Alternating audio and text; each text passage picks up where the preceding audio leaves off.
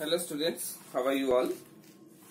Hope all of you are fine and you are studying also very good.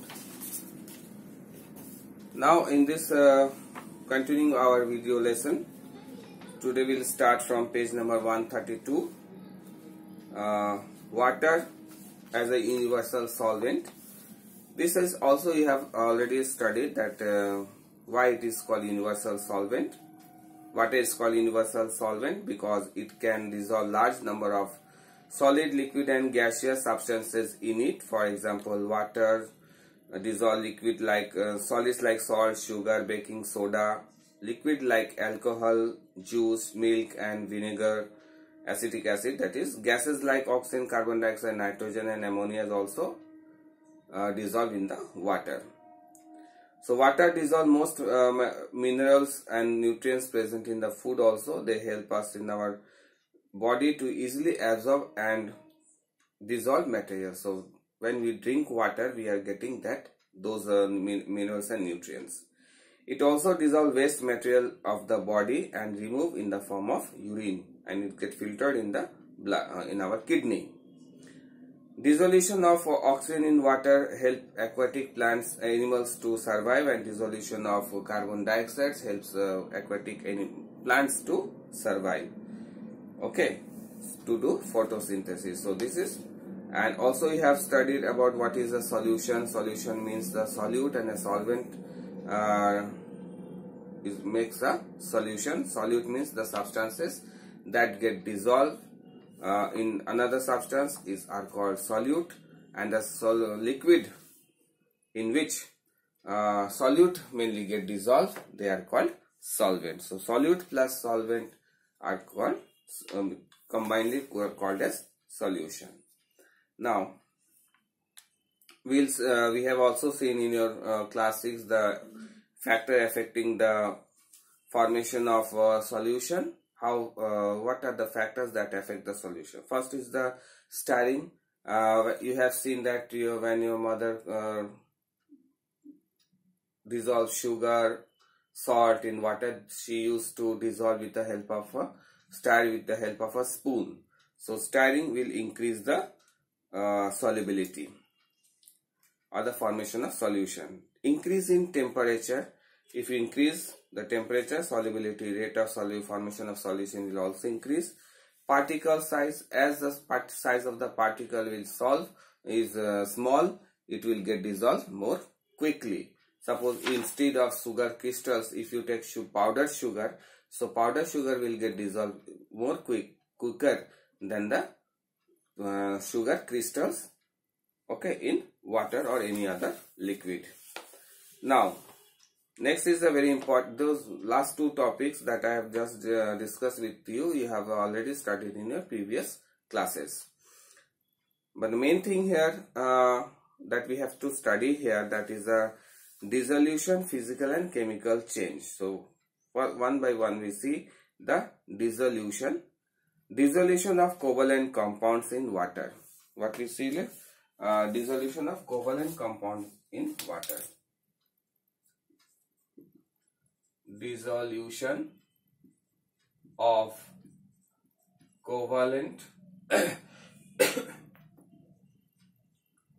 compounds in water. So what are the covalent compounds that get dissolved in water? Suppose if covalent compounds such as, if you take sugar, that is C12H22O11, that is called sugar. It is a covalent compound. It get dissolved in water and disappears. All of you know this phenomenon is called dissolution of sugar in water. So dissolution of sugar in water is a physical change, obviously. So sugar plus water. So plus water,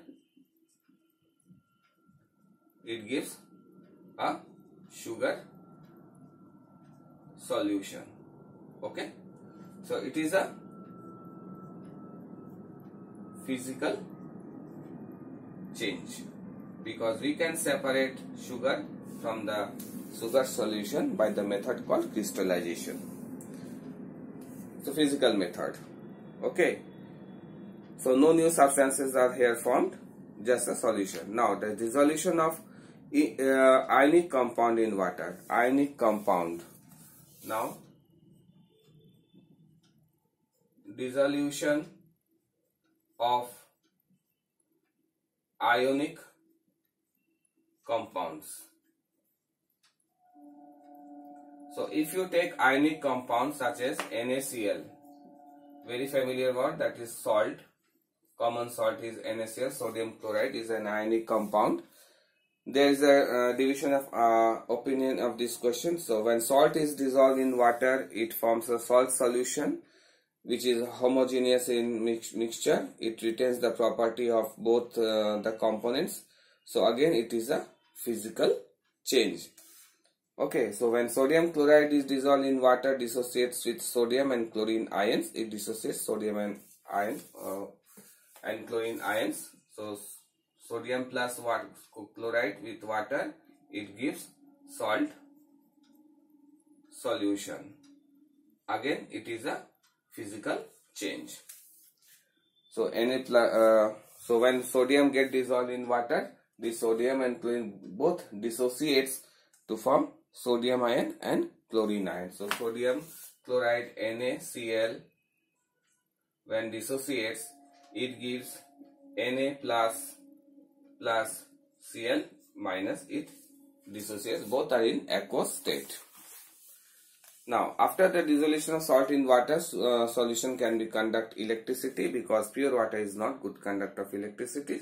So we can add salt to make it some we can say it is impure water. So it is good conductor of electricity to pass through it. Now next topic is the solubility. You have already studied about what is solubility.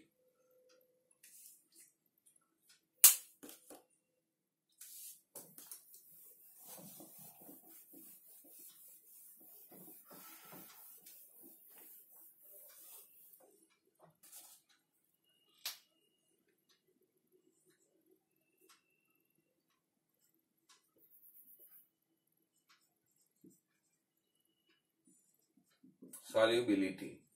Solubility means what? Solubility means when solute get dissolved in a solvent is said to be soluble in a solvent. But salt and sugar are both soluble in water. But if you see, the rate of getting dissolved in water of salt and sugar are different. Okay. So this is called solubility. Means it is a property of a particular solute to get dissolved in a particular solvent. So it is measured as the amount of solute that gets dissolved in a quantity of solvent is called at a given temperature of a solution. So if you say 20 gram of sugar get dissolved in water very easily, then we can have say that 30 gram of salt will get dissolved in water. So that means solubility of salt is more than sugar in water. So on the basis of this solubility, solution can be further divided into three types. That is unsaturated solution, saturated solution and supersaturated solution. So types of, now the topic is types of solution. Okay, so three types of solution. First is unsaturated solution. Second is saturated solution.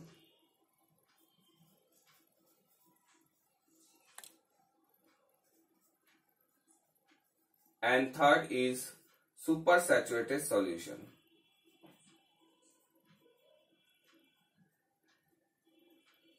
these three types of solution you have already studied in class 6.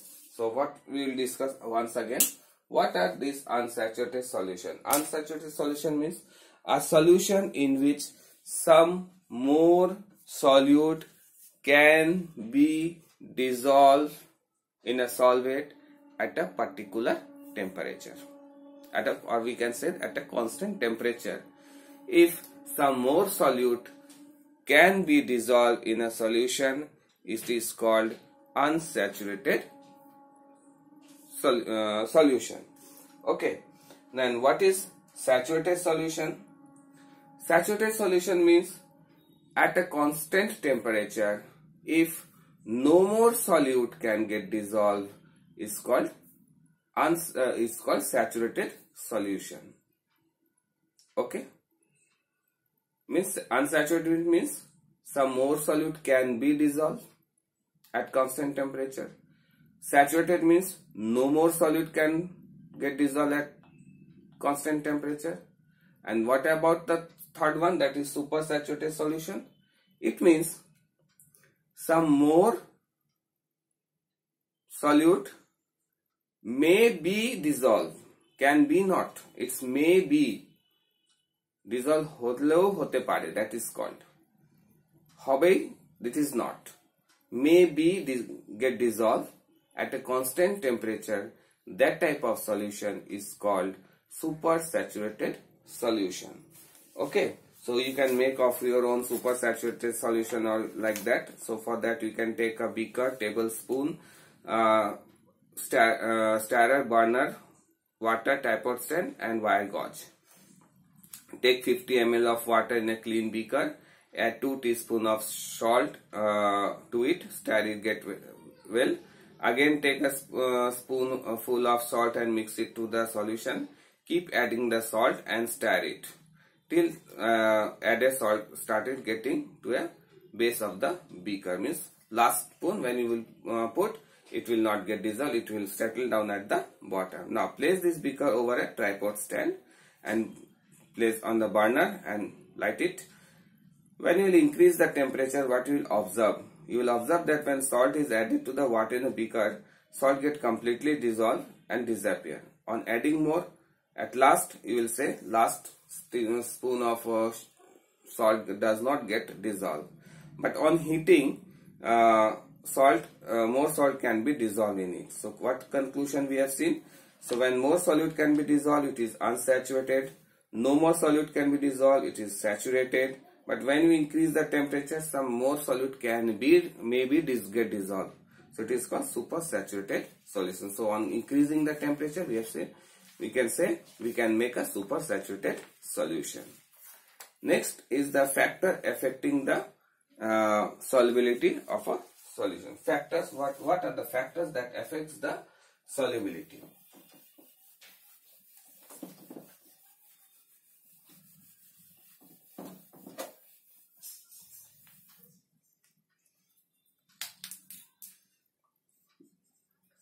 Factors affecting the solubility. Factors affecting the solubility. What is it? What are the factors that affect the? So two factors are main here. One is temperature, and another is the pressure. These are the two factors that affect the solubility. First one, in temperature, what we see?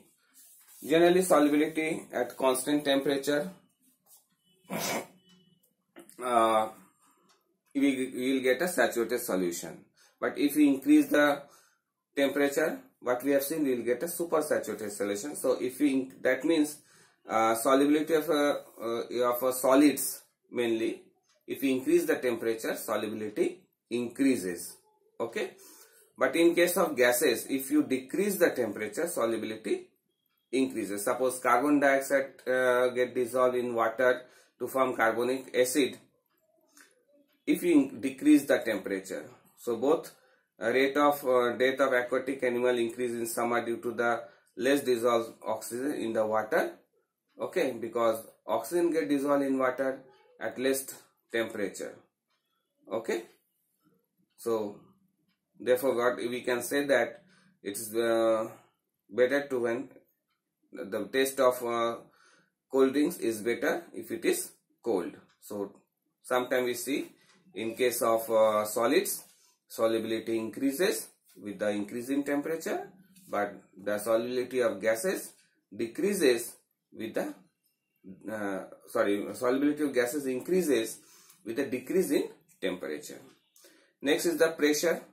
Next point is the pressure. About the pressure, what we see about in pressure, in case of pressure, pressure does not have any effects on dissolution of solid solute in a solvent, but obviously gases have some effects of pressure on its solubility. If you increase the pressure, the solubility will increase. So according to Henry's law, it said that the solubility of gas present over a liquid increases with increase in pressure. So therefore, a bottle soft drinks taste better to more dissolved carbon dioxide. Moreover, the shape of the bottle is so designed to increase its pressure inside it. Also, it is interesting to observe that soft drinks bottle is not filled up to the brim. So some space is provided for the gas to expand and can cause temperature increase and pressure decreases. So this will obviously increase the taste of the cold drinks. Now the very important part of this chapter, that is types of solution. Another type of solution we call is a solution, suspension and colloids. We will see now another types of solution, that is solution. So we can say here solution can be divided into here three types.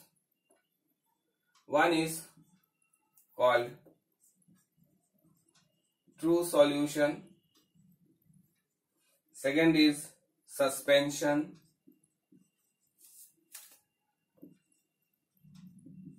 and third is colloidal or colloids. Okay, so what are these? True solution is also sometimes it is written in a book, it is solution, but basically we call it a true solution. Why? What are these things? We will see one by one. Solution or a true solution is a homogeneous mixture. It is its main characteristics is the first one is it is homogeneous.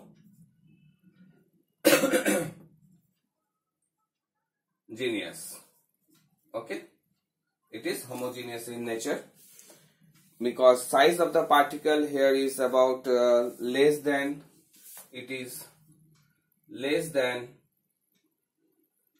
10 to the power minus 9 meter. Okay, it is comparable to molecular size. Also, it a solute in this solute can be easily separated by solvent by using physical method. For example, solid solute like salt and sugar can be separated by aqueous by evaporations. Liquid and alcohol can be separated by distillation process. Okay, next is the suspension. What is suspension after particle? Another is a Tyndall effect. No light reflection. It does not reflects any light. No light reflection means it does not show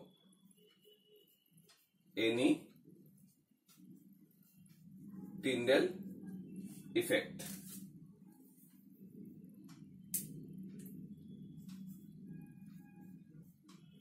It does not show any Tyndall effects. Since it is a homogeneous, so it does not can be separated by cannot be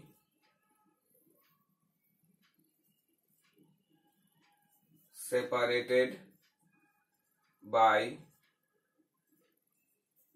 sedimentation and decantation. Okay, and for example, here is a sugar solution. Sugar solution and salt solution. Okay. Next is the suspension. Here suspension, it is number 1 point is it is a heterogeneous.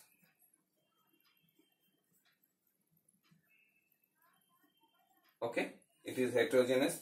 Its particle size is about greater than 10 to the power minus 6. It shows reflection shows Tyndall effect, means it scatters the light. Okay, it scatters the light. It can be separated by sedimentation. It can be separated by sedimentation and decantation, but very less. It is also cannot be separated by physical method, that is sedimentation and decantation. Okay, the same thing here. I'm not writing. For example of suspension is cold cream, shower gel, etc., shampoo. Example, so many examples are there. Shampoo, then cold cream, etc. These are the example of suspension. Next is a colloidal. Very important. Colloidal is it is again a heterogeneous.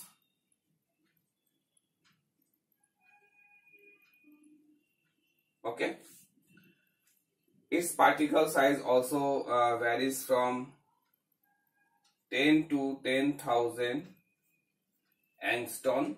Its unit is given in angstrom. Okay, it is also shows Tyndall effect. It also shows Tyndall effects. Okay, it can be separated by sedimentation, decantation easily, and the example of colloidal are so many you can give, like oil and water, etc., muddy water, oil and water. Example, muddy water,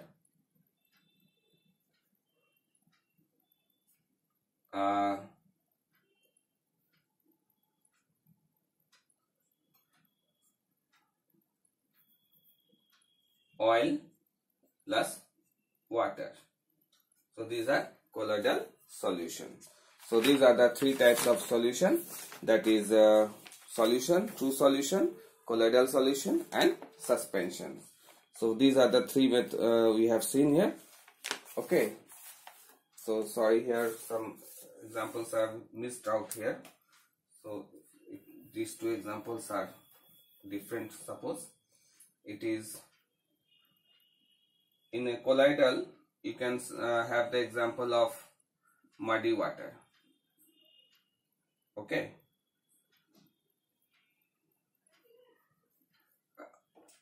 some difference is given. So cold cream, shower gels, shampoo. So these are the things that we have seen here of this suspension, colloidal and true solution. So I hope you have all of you have understood.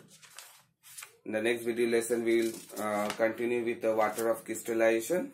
So big chapter. We will have to go for some more, need some more classes or online classes to complete this part of the chapter. Okay. So I hope all of you have understood. Thank you very much for watching this video. See you again in the next video lesson. Thank you very much.